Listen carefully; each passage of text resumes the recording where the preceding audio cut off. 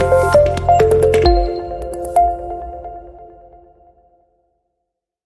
po natin ang ating Biblia sa aklat po ng 1, chapter 4, verses 13 to 15. The Gospel of John, chapter 4, verses 13 to 15.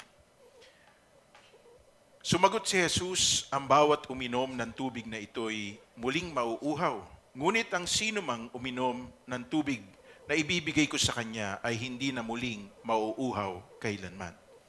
Ang tubig na ibibigay ko ay magiging batis sa loob niya at patuloy na bubukal at magbibigay sa kanya ng buhay na wala hanggan. Sinabi ng babae, Ginoo, bigyan po ninyo ako ng tubig na ito upang hindi na ako mauhaw, ni pumarito pa upang sumalok muli. Pagpalain po tayo ng Diyos sa pagkabasa ng kanyang banal na salita, tayo po'y manalangin. Ama naming Diyos, kami nagpapasalamat sa umagang ito, sa pribileyo na ang bawat isa po sa amin ay muling makapananambahan sa inyo sa Espiritu at katotohanan. Salamat sa biyaya ng kalusugan, kalakasan, kagalingan ng aming pangatawan. Salamat, Panginoon, binigyan niyo kami ng pagkakataong magkatipon-tipon upang dakilain at luwalatiin kayo sa aming kalagitnaan. Kami ay nananalig, Panginoon, na tinanggap po ninyo ang aming awiting papuri, pasasalamat at pagsamba sa inyong pangalan. Kaya naman ang dalangin po namin ngayon kung paanong nabigyang kaluguran po namin kayo, hindi lang sa pagkakaroon ng awitin, kundi sa paghahandog din ng aming sarili sa inyo. Ngayon, pagpalain naman ninyo ang inyong salita na aming pong pagsasaluhan. Hayaan niyo ang banal na Espiritu ang maging dakilang tagapagturo ng bawat isa po sa amin. Gamitin niyo po lamang ang kasangkapan upang inyong kalooban ang maipahayag sa aming pong kalagitnaan.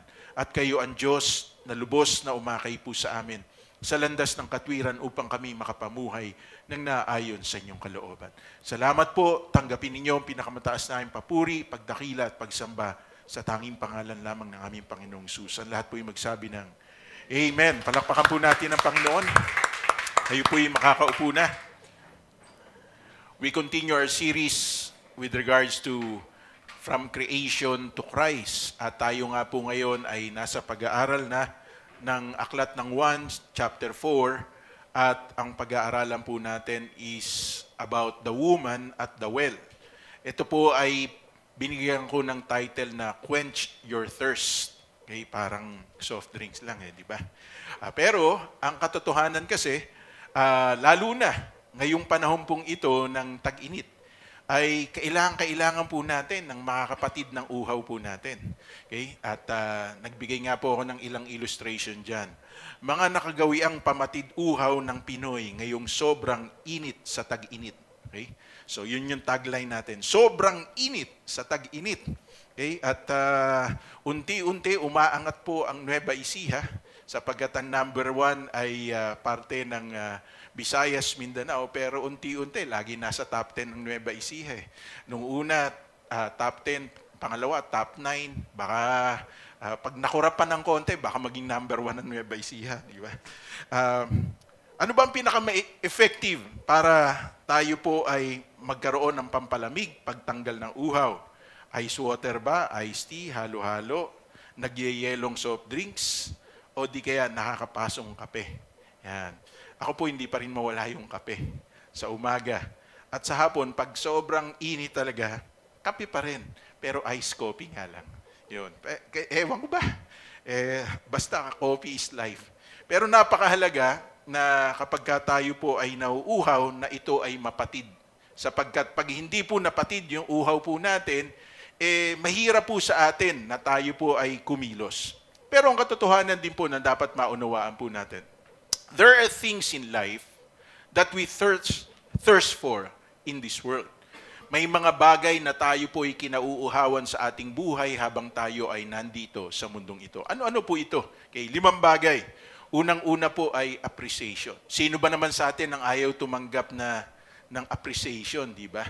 Kahit na medyo pa-humble effect tayo, pero nakakataba ng puso pagka na-appreciate yung mga bagay na ginagawa po natin. Na sa loob ng 60 years na nabubuhay si Ate Edith ay ipagdiriwang natin ang kanyang kaarawan, di ba? At bonggang-bongga po yun. Bakit? Sapagkat we celebrate life. We celebrate the goodness of God in our life. At kung may pagkakataon po talaga tayo, we must do so sapagkat ang gusto po natin ay mabigyan po ng kaluguran ng Diyos at pangalawa, mabigyan po natin ng pasasalamat ang mga tao na nasa buhay po natin. Pangalawa na napakahalaga sa buhay po natin na kinauuhawan ng tao ay acceptance. Bakit? Sapagkat mahirap po sa panahong ito na sa kabila ng pagsusumikap na ginagawa mo, hindi ka mapahalagahan at hindi pa rin matanggap yung mga bagay na ginagawa mo na ang totoo, hindi mo naman talaga dapat gawin. Pero just to prove that you are doing something because you love them, because you want them to experience the goodness of life. So minsan may mga tao po na kaya sila nadidepress kasi hindi tanggap yung lahat ng mga bagay na kanilang ginagawa sa kabila ng paghihirap po nila. Pangatlo, na kinauuhaw ng tao ay accomplishment. Sino ba naman ang ayaw po na magtagumpay? Sino ba naman ang ayaw na wala pong marating sa buhay, di ba? At maraming tao talaga, they are willing to do something and yung iba nga talagang the end doesn't justify the means. Sapagkat lahat po ng pamamaraan gagawin nila, makarating lang sila dun sa katagumpayan. At yung iba naman ay affection. They are thirsty for affection, for love, for companionship. At iba-iba kasi ang level ng pangangailangan po natin bilang tao. At yung panlima, siguro hindi po lahat ng tao gusto ng affluence o wealth. Okay, kayamanan sa mundong ito. Pero sino ba naman ang ayaw guminhawa sa buhay, di ba? Ito yung mga bagay na makikita po natin kinauuhawan ng tao sa mundong ito habang sila'y nabubuhay. But I want to make this statement. Your thirst will determine your desperation, how to quench it. Depende sa tindi ng uhaw mo. Gagawa ka ng paraan para ito ay mapatid. Okay? Nasubukan ko po magtrabaho sa Saudi Arabia, sa Middle East. At totoo po na napakahirap po kapag panahon po ng tag-init dun sa lugar po na yun. Hindi katulad dito sa atin na pagpapawisan ka ng malagkit. Doon, yung hangin pa lang nakakapaso na po sa balat. Okay? Kaya obligadong kailangan mo maglagay ng facial cream, maglagay ng lotion araw-araw sapagkat yung hangin nakakatuyo po ng balat. Doon nga po, naglalagay ako ng lip gloss. Maniwala po kayo. Naglalagay ako ng lip gloss. Kasi yung hangin nakakatuyo talaga ng ating pong ng balat. So, hindi lang yun. Mas mahal ang litro ng tubig kesa po sa gasolina at diesel. Totoo po yun. 60 halala lang po ang litro ng gasolina. 35 halala, parang centavos lang po yung litro ng diesel po sa Saudi. Pero yung litro po ng tubig sa kanila, 1 rial and 50 halala. So ibig sabihin, doble yung presyo. Kasi nga, disyerto po yun. At ang totoo, sa huling panahon pong ito, darating po ang pagkakataon na magkakaroon po ng digmaan patungkol po sa kung sino man magkokontrol ng tubig. Hindi pa ba ninyo nararamdaman? Sobrang taas na ng singil sa tubig, di ba? Dati, nung nawasa ang namamahala, napalitan ng prime, naku na doble. May cap pa yung presyo. Okay? Depende sa consumption mo, minimum lang yung babayaran mo, 350. Pag umangat pa ng konti, 500. Pag umangat pa, doon ka na sa mataas-taas, katulad ko ngayon, 700. Naku, talagang ganun po yun eh. At maraming tao talaga, sa totoo, sa huling panahon pong ito, kaya po nagko-concentrate ang maraming population sa iisang lugar sapagkat nakokontrol ng malalaking kumpanya ang tubig. Alam niyo po ba, there are only 3% of the world's water that is potable for drinking. The rest of the water that is available in this world is salt water, and it is not potable. Pero magaling po talaga ang mga Israeli. Binigyan po sila ng karunungan ng Panginoon. Sa Israel, yung tubig na ginagamit pang-flush ng kubeta, nare-recycle po nila yun. Okay? Bukod sa nare-recycle po nila, dadaan po yun sa filtration process at dadaan din po yun sa isang napakatinding pong, kahit yung tubig alat po, kahit sa dagat, dumadaan po yan sa desalination process at pagkatapos, yun din yung tubig na lumalabas sa gripo mo para ito ay mainom mo. Ganong katindi po ang mga Israeli. Galing po nila talaga. Dahil sa karunungang ibinigay po sa kanila ng Panginoon. But so much of the water na kailangan po natin sa ating buhay. By the way, our body is made up of 65% water. The elephant is made up of 70% water. The tomato, okay? Tanungin ko nga kayo, sa pag-aaral po natin, ang kamatis po ba, ito po ba ay prutas o gulay? Yan. Alam niyo po ba na ang kamatis ay 90% water, katulad din po ng cucumber? So sa aking pagsasaliksik, marami akong natutunan, di ba? Kaya masarap po yung nag-aaral ng salita ng Panginoon. Pero lahat po ng yan, sinishare ko sa inyo para makuha ko ang attention ninyo. Let's go to the message this morning. Asay po ng talata ng 1 chapter 4 verses 13 to 14. Sumagot si Jesus, ang bawat uminom ng tubig na ito ay muling mauhaw. Ngunit ang sino mang uminom ng tubig na ibibigay ko sa kanya ay hindi na muling mauuhaw kailanman. Ang tubig na ibibigay ko ay magiging batis sa loob niya at patuloy na bubukal at magbibigay sa kanya ng buhay na walang hanggan. Makikita natin, meron tayong kinauuhawan sa mundong ito, pero meron din po tayong dapat kauhawan na sinasabi ng banal na kasulatan. Tulad dito po sa talatang binasa po natin. Things in life that we should thirst for according to the Word. Kanina, things in life that we thirst for in this world. Pero according to the Word, meron din po tayo dapat kauhawan. Ano po ito? 3 bagay lang. Una, ang katwiran ng Diyos. Sabi, mapapalad ang mga nauuhaw at nagugutom sa katwiran sapagkat sila'y bubusugin ko. Mateo chapter 6 verse 33, if we seek first His kingdom and His righteousness, all these things will be added unto us. So, yung kanilang tinalakay po natin about appreciation, about acceptance, about yung pong affection, everything. Okay? If we seek first the kingdom of God, lahat yun madadagdag na po sa atin. At pinakamahalaga sa lahat, yung pagkakaroon natin ng right standing with God o yung pamumuhay po natin ng may holiness. Because no one can see God without holiness. So according to the Word, itong 3 bagay na to dapat kinauuhawan po natin sa ating buhay. Ang tanong, ito bang 3 bagay na to nakikita sa ating buhay? Pinagsisikapan po ba natin?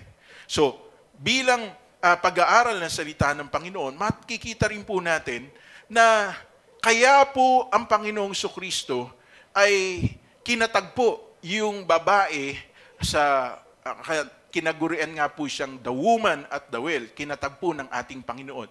Sapagkat gusto ng ating Panginoon, makita niya yung totoong pangangailangan, yung totoong kauhawan na meron siya bilang isang tao.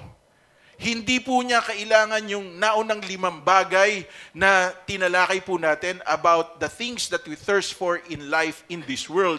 But she should see. Ito pong 3 bagay na to. Ngayon, talakayin po natin. Sino ba tong woman at the well?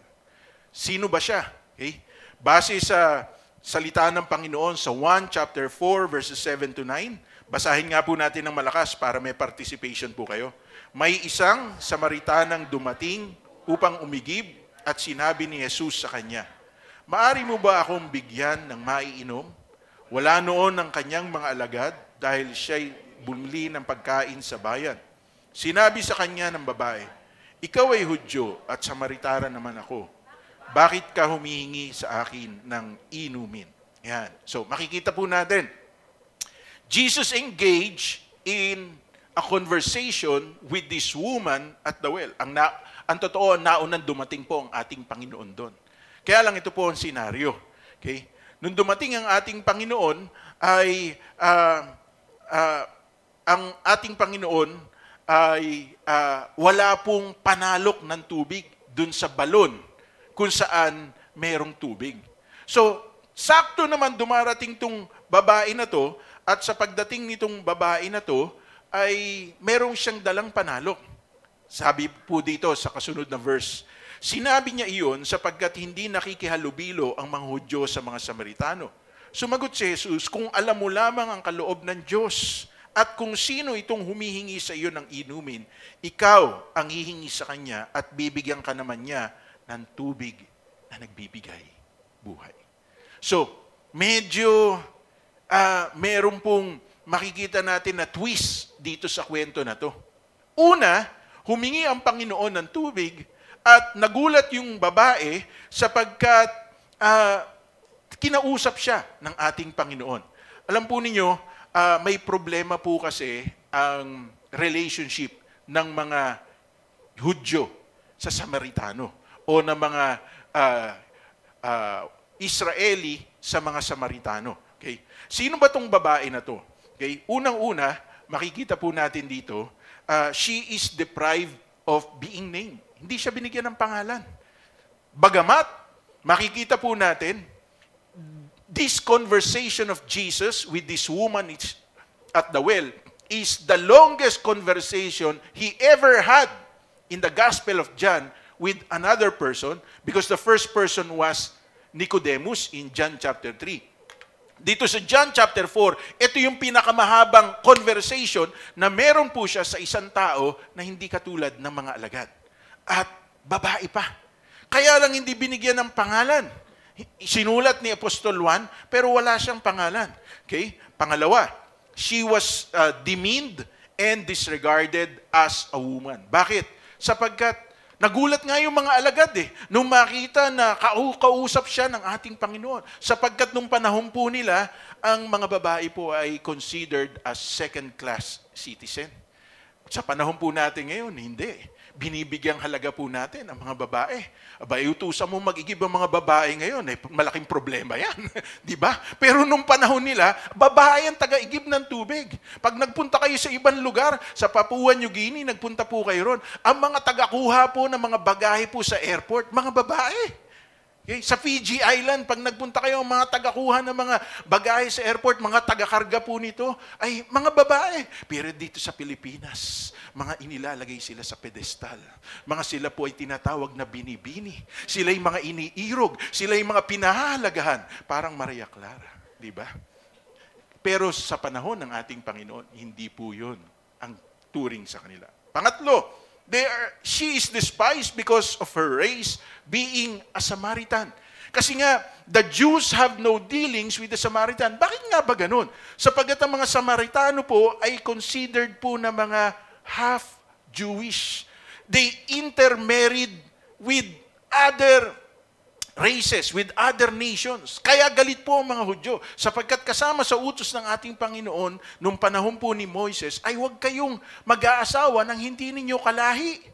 At sa New Testament, sinabi ni Apostol Pablo, ay huwag din kayong mag-aasawa ng hindi ninyo kapananampalataya. May purpose po ron. Hindi dahil sa gusto ng Panginoon na meron tayong tinatawag na superiority complex o iniiwalay natin ang ating sarili sa mga hindi mananampalataya.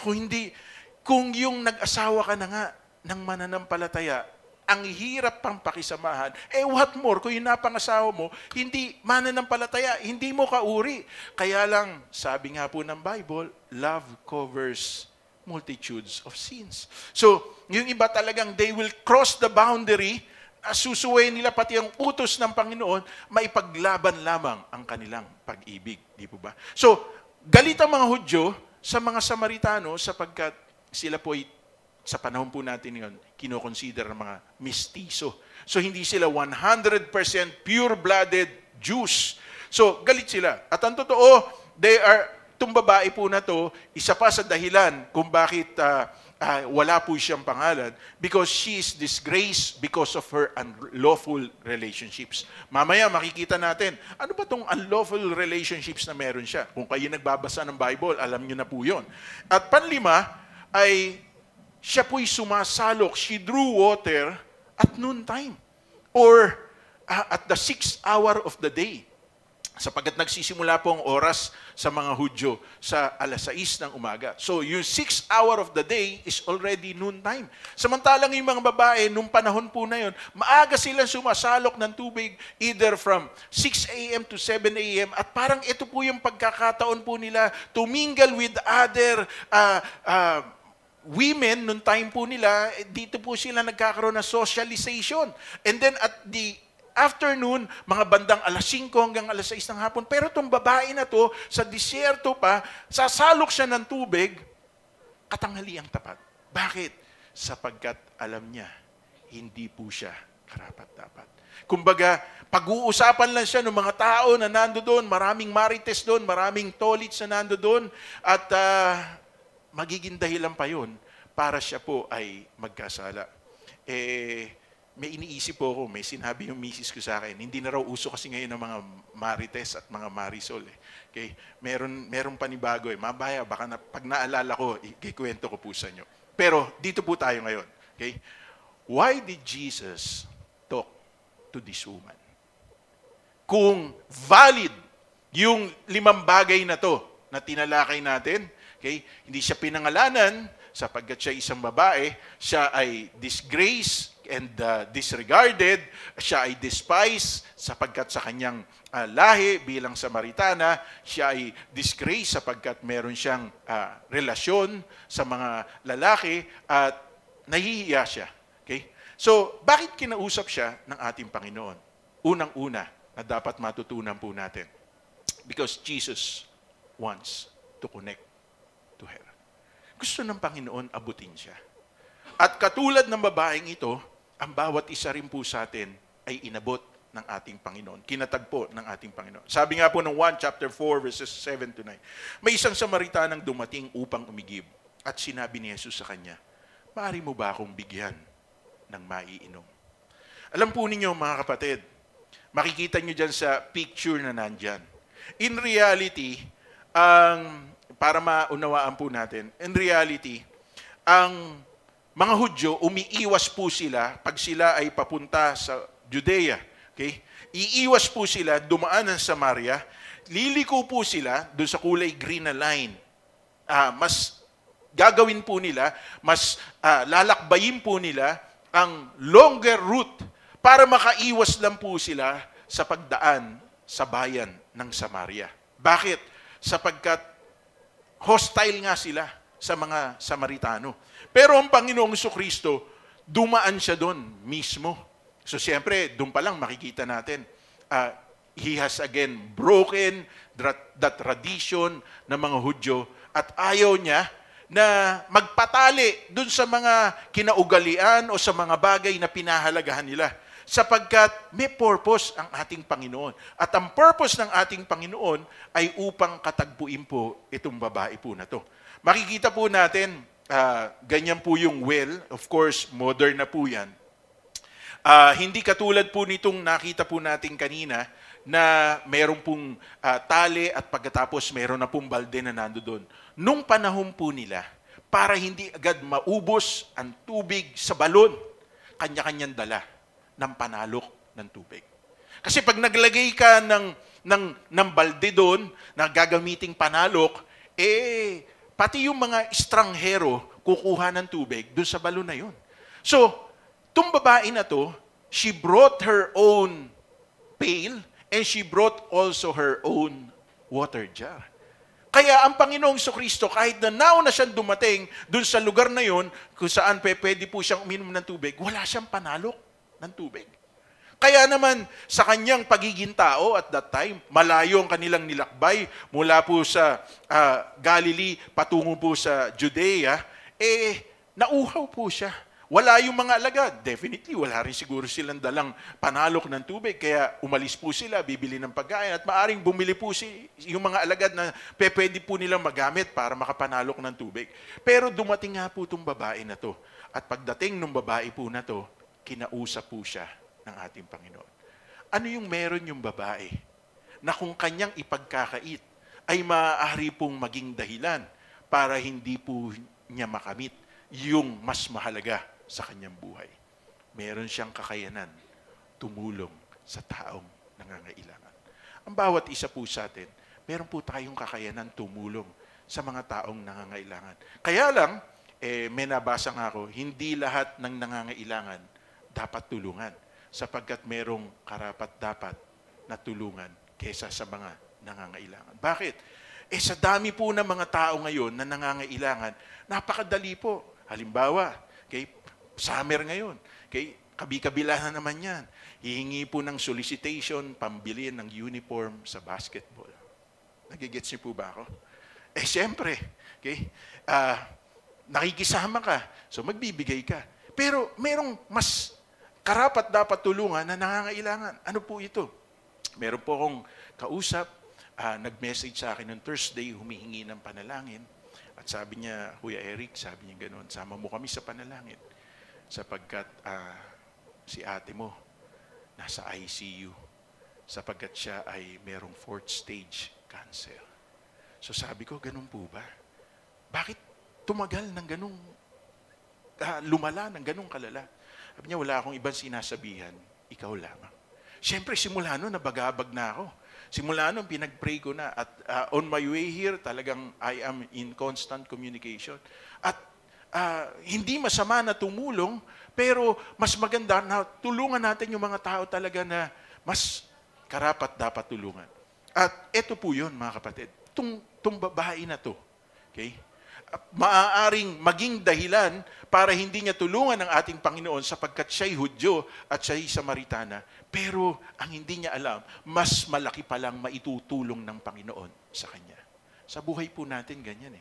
Sometimes, we do not give what we have in order for us to be a channel of blessing to other people. But when we give what we have, God is able to bring it back to us in a good measure, pressed down, shaken together, and running over. I want you to understand this. Walang bagay na ginawa ang Panginoon na hindi po niya ginawa on purpose. Lahat ng nangyayari sa buhay natin bilang mga anak ng Diyos, nangyayari for a divine purpose. Lalo na kung fully surrendered tayo sa Panginoon.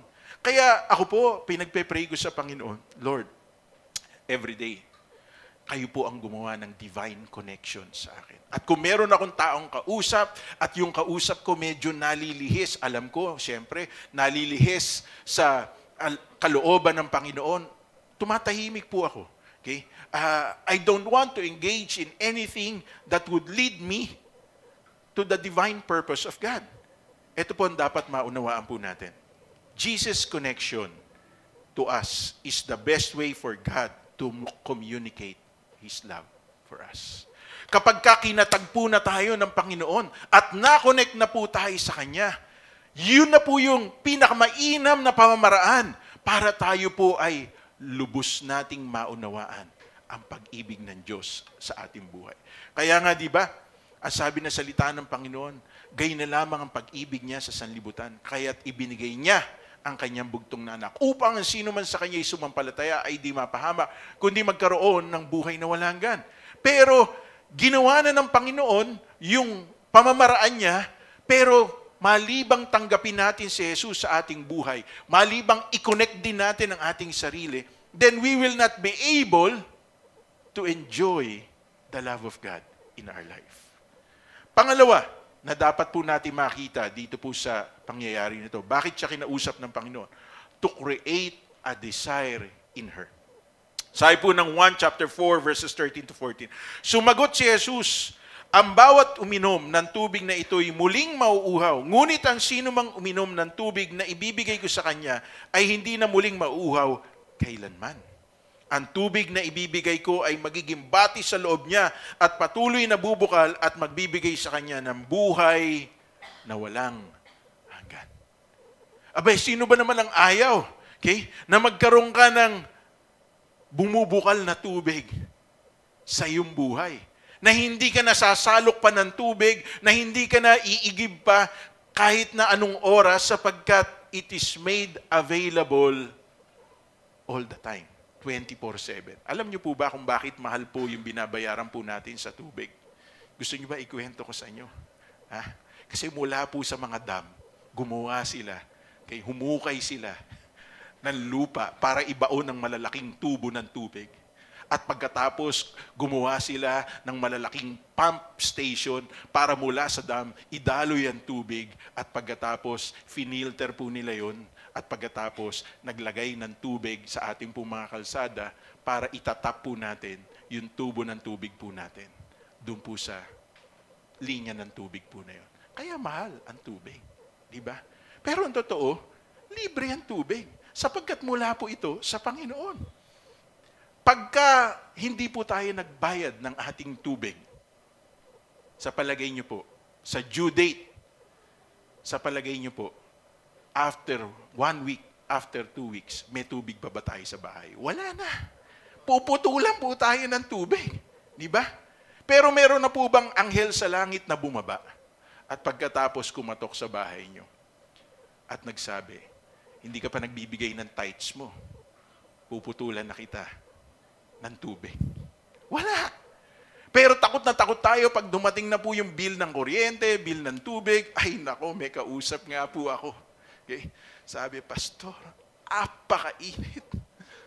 Alam ko po. Lahat po tayo. Actually, buong Pilipinas. At mukhang buong mundo nakakaranas ng sobrang init.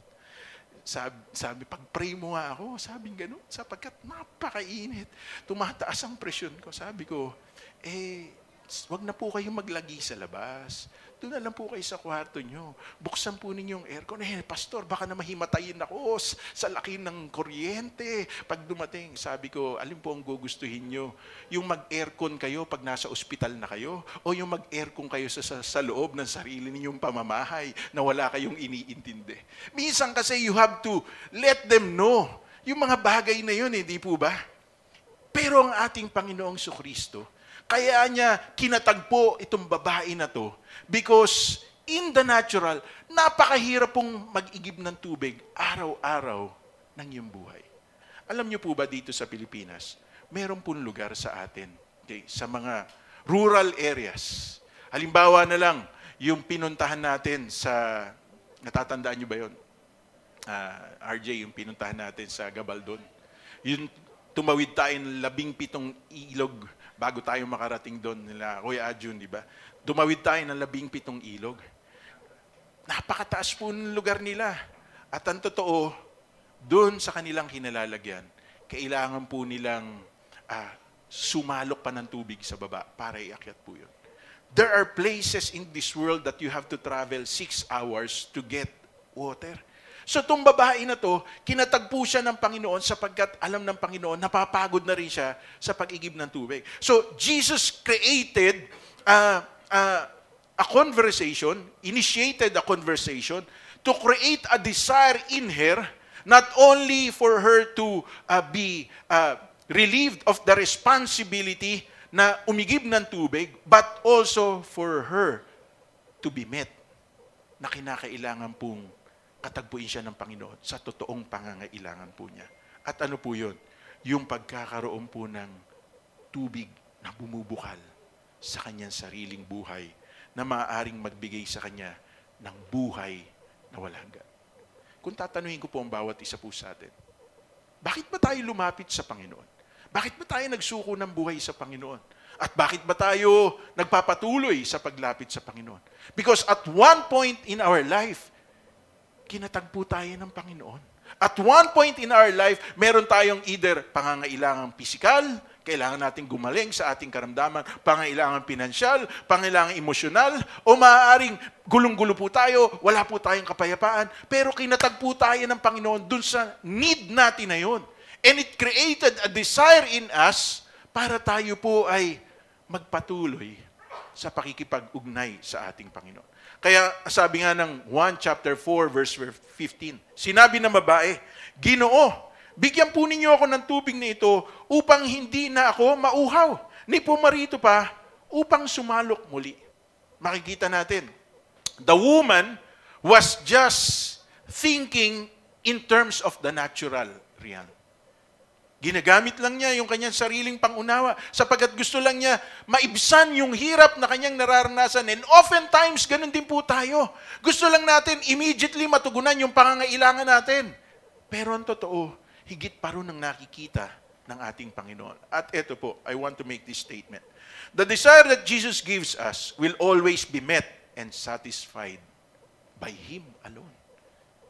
Pag nilagyan tayo ng Panginoon ng desire sa ating puso, siya lang din ang makatutugon po nun. Kaya ano sabi ng Psalm chapter 37 verse 4, delight yourself in the Lord and He will grant you the desires of your heart.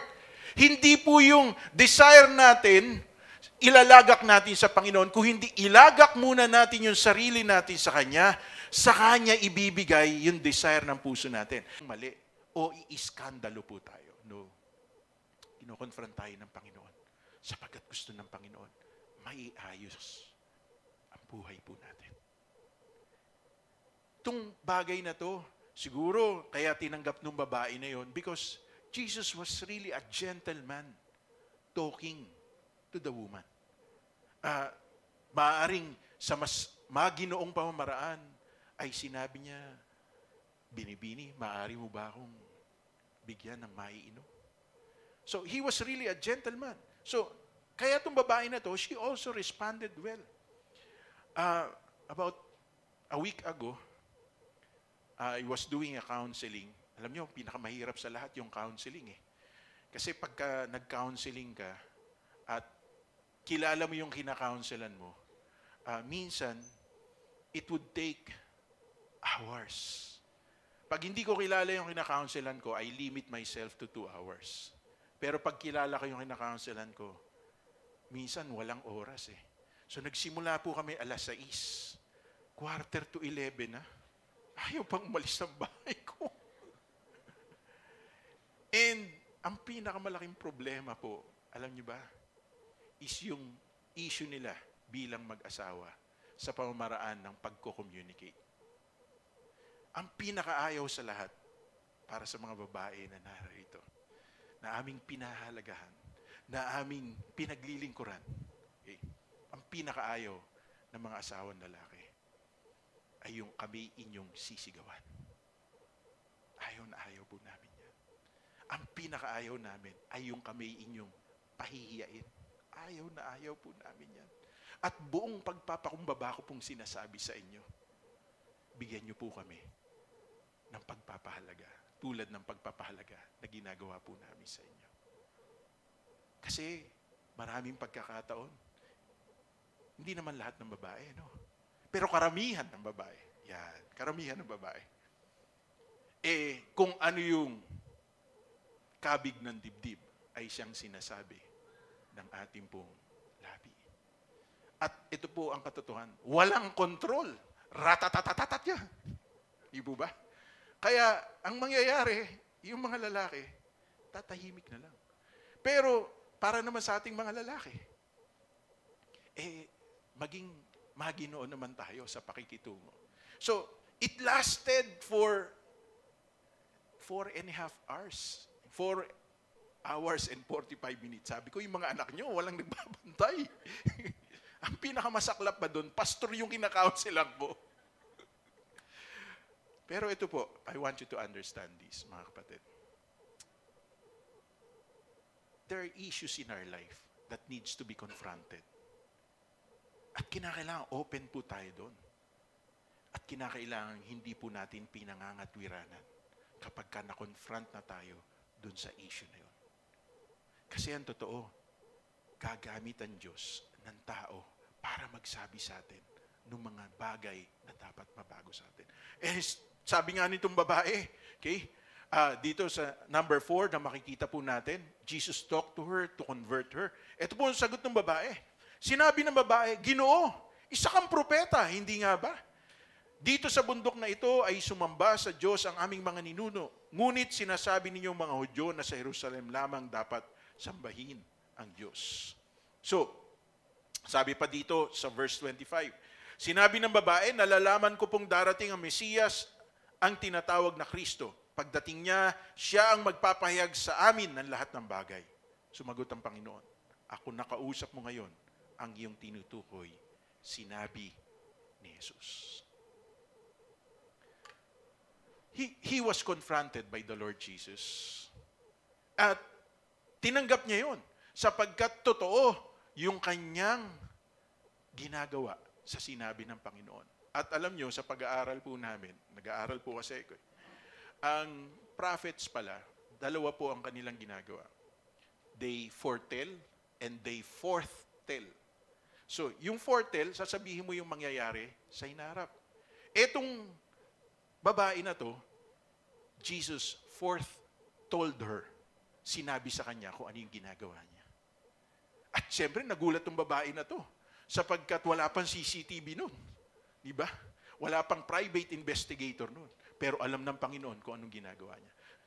At binigyan po siya ng title nitong babae to. Di wari, ikaw ay isang propeta. Ginoong Ibarra. Di po. Gusto ko lang po maunawaan ninyo. Siguro na she was astounded sapagkat sinabi sa kanya ng Panginoon kung ano po yung kanyang ginagawa. Pero ang katotohanan, mga kapatid, kaya sinabi ng Panginoon yun sa kanya sapagkat alam ng Panginoon, uhaw tong babae na to sa tunay na pagmamahal. Uhaw tong babae na to sa kapatawaran sa kanyang kasalanan. Uhaw tong babae na to sa pagtanggap sa totoo niyang pagkatao. Uhaw tong babae na to sa totoong kalayaan na kailangan niya sa kanyang buhay. So Jesus, with all authority, told her about her life. Darating sa punto ng buhay natin. Ako bilang pastor ninyo, nagpapasalamat ako sa Panginoon sa mga pagkakataong pinagtiwalaan ninyo ako ng mga masaselang bahagi ng kwento ng inyong buhay. At sa biyaya ng Panginoon, iniingatan ko po yun. Pero paano kung dumating sa punto ng aking buhay, ako naman yung mga ilangan. Ako naman yung kinakailangang ituwid. Will you be bold enough to let me know kung ano yung mga bagay na dapat kong isaayos sa aking buhay? Ang totoong pagmamahal ay nagsasabi ng katotohanan. At kung totoong mahal po natin, yun nagsasabi sa atin, buong pagpapakumbaba po natin itong tatanggapin. True conversion will lead to a changed life for the better. So, itong babae na to, wari ko kayo isang propeta, sinabi niya sa ating Panginoong Jesucristo. Pero sinasabi ninyong mga Hudyo na ang pagsamba sa Diyos ay sa Jerusalem. Pero dito sa bundok na to ay sinasamba namin at Diyos ni Abraham, ni Isaac at ni Jacob. Pero ang sabi ng Panginoon, it's not in the place, but it is in the way that we worship Him. Kaya ano sabi ng Panginoon sa John chapter 4, verse 23-24? Sinasabi ko sa inyo. At ngayon na nga, darating ang araw at ngayon na ngayon, na ang sasamba sa Diyos ay sasamba sa Kanya sa Espiritu at katotohanan. So it's not in the place. It's not even here. Bilang mga mananampalataya, ang sabi ng Panginoon, where 2 or 3 gathers in His name, there He is in the midst of them. Kaya nga nung panahon na tayo po ay na-quarantine, we do our online worship celebration. Pero ngayon, na may pagkakataon na po tayo na magsama-sama, dapat talaga nagsasama-sama po tayo. Meron nga po ako nabasang post sa Facebook. Ang sabi, watching church online is just like having a fireplace in your house, which is virtual. You can see the fire, but you cannot feel the warmth of the fire. Na para bang ganun din. May natututunan ka, meron ka nalalaman, pero hindi mo nadadama yung tunay na pagmamahal bilang magkakapatid sa Panginoon. At ito po ang dapat nating matutunan. Kinatagpo siya ng Panginoon. Jesus connected to her. Jesus allowed Himself to converse with this lady because Jesus wanted to convert her. Paanong conversion? Sapagkat kinakailangan itong babae na to na totoong magsuko ng kanyang buhay. And we end with this. Number 5, Jesus talked to her to change her. Sabi po ng 1 chapter 4 verses 28 to 30. Iniwanan ng babae ang kanyang banga. Bumalik sa bayan at sinabi sa mga taga roon, "Hali kayo, tingnan ninyo ang taong nagsabi sa akin ng lahat ng ginawa ko. Siya na kaya ang Kristo?" Kaya't lumabas ng bayan ang mga tao at nagpunta kay Jesus. Tandaan po natin, itong babae na to, umiigib siya ng tubig katanghaliang tapat. Sapagkat ayaw niya na nakikita siya ng tao. Ayaw niya na pinag-uusapan siya ng tao. Ayaw niya na pinag-uusapan yung ginagawa niya sa kanyang buhay. So, nahihiya siya. Pero matapos siyang katagpuin ng Panginoon, matapos na sabihin sa kanya ng Panginoon kung ano po yung dapat po niyang iayos sa kanyang buhay, she got converted, naniwala siya sa Panginoong Jesucristo. Kaya anong nangyari? Iniwanan ng babae yung kanyang banga, bumalik sa bayan. Ibig sabihin, mga kapatid, mas mahalaga na sa kanya ngayon ipatotoo yung ginawa ng Panginoon na pagsasabi sa kanya ng bahagi ng kanyang buhay na dapat niyang iayos. At hindi lang po yun. Ikinwento niya kung sino si Jesus. Kaya ito sabi sa verse 29, halika kayo, tingnan ninyo ang taong nagsabi sa akin ng lahat ng ginawa ko. Siya na kaya ang Kristo. Kaya't lumabas ng bayan ng mga tao at nagpunta kay Jesus. Alam niyo po ba? Jesus stayed in Samaria for a few days. Nanatili pa ang Panginoon ng maraming araw dun sa lugar ng Samaria because of the conversion and the changed life of this woman. Question, mga kapatid. Kung totoo na tayo po'y na-convert, kung totoo na tayo po ay nagkaroon ng bagong buhay, how are we impacting the people around us? I make this statement. A changed life by Jesus will always yield fruit and more fruit if we abide in Him. Ang binagong buhay ng ating Panginoon ay laging merong bunga at mas marami pa ang magiging bunga nito kung mananatili tayo sa Kanya. Kaya hindi po sapat na every Sunday lang po tayo nakakapakinig ng salita ng Panginoon, nagbabasa ng Bible, hindi na nga nagbubukas ng Bible kasi may PowerPoint presentation, may monitor na nababasa po natin. Okay? Hindi na tayo nagbubukas talaga ng physical Bible sapagkat meron ng e-Bible na nasa cellphone po natin. Pero ang tanong, do we abide in Him? Nananatili ba tayo sa Kanya? Kasi mga kapatid, kapag kasama natin ng mga kaibigan natin, kapag kasama natin ng mga kasama natin sa trabaho, kasama ninyo sa eskwelahan, o mga tao na nakakahalubilo ninyo, meron ba silang nakikitang distinction sa atin? Kaibahan sa atin? At meron ba silang pwedeng paniwalaan sa atin, katulad nitong babae na to? Kaya yung buong nayon ay sumama sa kanya sa lugar kung saan niya nakatagpo ang ating Panginoon. Baka kinakailangan na rin ibuka natin ang ating bibig at magpatotoo tayo sapagkat kinatagpo rin tayo ng ating Panginoon. Tandaan po natin to, mga kapatid. In conclusion, the thirsting of our soul can only be quenched by Jesus alone. Pwede tayong mauhaw in the natural at ang katugunan ng tubig o anumang inumin ay maaring makapatid sa ating uhaw. Pero yung uhaw ng ating kaluluwa, yung uhaw ng ating totoong pagkatao, tanging Diyos lang ang makatutugon po nun. Sapagkat ang sabi ng Mangaral chapter 3 verse 11, sa puso ng tao, naglagay po siya ng kahungkagan. He has set eternity in our hearts that only God can feel. So, anumang success, anumang significance ng buhay po natin, anumang kalalagayan po natin ngayon, still, kapag wala ang Diyos sa buhay natin at wala tayong malalim na ugnayan sa Panginoon, still, that space cannot be filled up by anything in this world. Itong babae na to, she forgot the shame na meron po siya. Itong babae na to, nakakalimutan niya na yung mga tao nga pala ay pinag-uusapan siya. Pero napalitan yung kahihiyan na yun ng lakas ng loob sapagkat totoo ang naging pag-abot sa kanya ng ating Panginoon.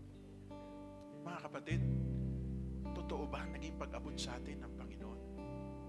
I can stand before you today sapagkat February 18, 1991, nakatagpuin ako ng Panginoon. Hindi lang po yun. Marami pang stages, chapters ng aking buhay na kinatagpo rin po ako ng Panginoon. And every time I testify what God did in my life, nakikita ko po, lalo akong lumalakas sa aking pananampalataya. But every time I keep my mouth shut, every time I do not do what God has called me to do, lalo akong nanghihina. Kaya katulad nitong babae na to, para lubos nating maranasan ang bagong buhay, ang masaganang buhay, ang buhay na kasiyasiya mula sa Panginoon. Let us continue testifying because only Jesus can quench the thirsting of our soul. Sabi po ng awitin na kinanta natin kanina, habang hindi tayo karapat-dapat, kinatagpo tayo ng ating Panginoon. Habang tayo po ay may kakulangan, inabot tayo ng Panginoon dahil sa kanyang masaganang biyaya. Kaya sa umagang ito, katulad nitong babae na to, she's not worthy. She doesn't deserve anything from God. Just like us, we do not deserve anything from the Lord. But the truth is, Jesus continues to reach out to us, to connect to us, sapagkat gusto ng Panginoon mabago ang bawat isa po sa atin. Tayo pong lahat ay tumayo, awitin po natin itong kanta na to, Sukdulang Biyaya, at maging daan din po ito upang maging lubos ng ating paglapit sa Panginoon.